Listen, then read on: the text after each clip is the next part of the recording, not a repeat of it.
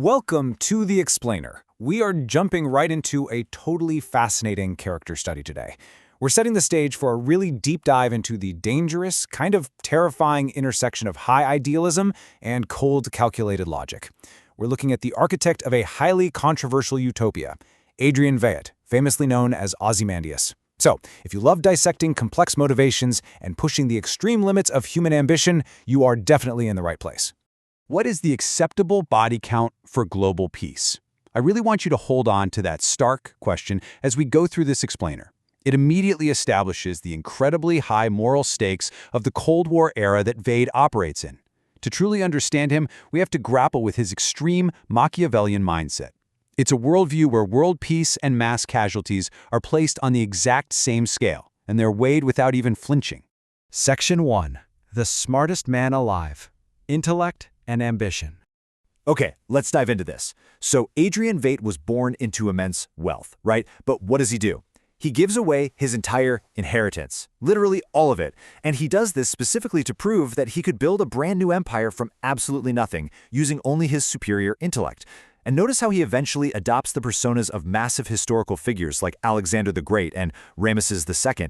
It beautifully highlights his total obsession with historical greatness and leaving a permanent legacy.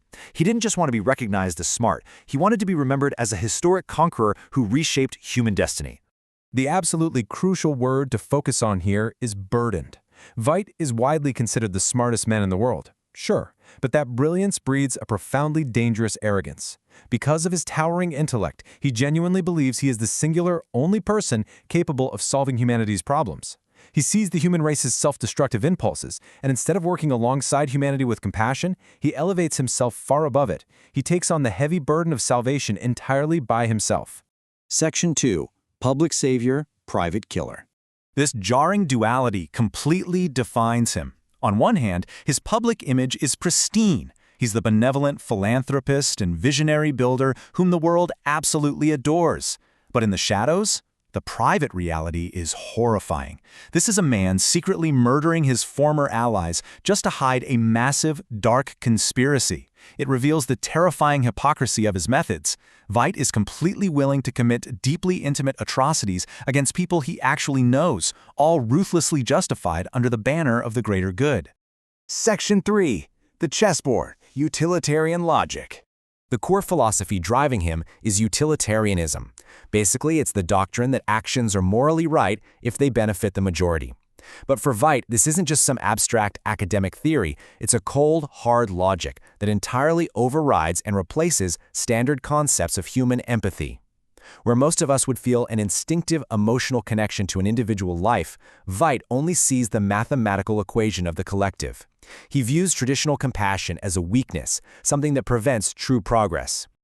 Let's walk through this grim math together. Think about how he actually weighs the fate of the world. The primary scenario is Cold War escalation. The outcome? Inevitable nuclear annihilation. Well, Veidt's valuation is that this is simply unacceptable. So, what's his grand solution? He orchestrates this complex conspiracy involving the creation of a fake alien entity. The outcome is millions dead, but it violently forces global unification against a common threat. To Veidt, a massive, horrific sacrifice of innocent lives is, terrifyingly, just a small price for global peace. This cold calculus builds his entire psychological makeup, what we can call a chessboard worldview. His personality is marked by extreme narcissism and a total absence of traditional empathy. I mean, he literally views the entire world like a giant chessboard. To him, everyday people are reduced to mere data points. They're disposable pieces to be moved or discarded to execute a grand geopolitical strategy.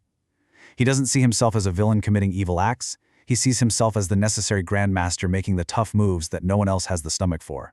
Section 4. The price of utopia. Devastating vision. A genocide, committed under the guise of an ultimate act of heroism. This is the chilling reality of Adrian Veidt's grand plan.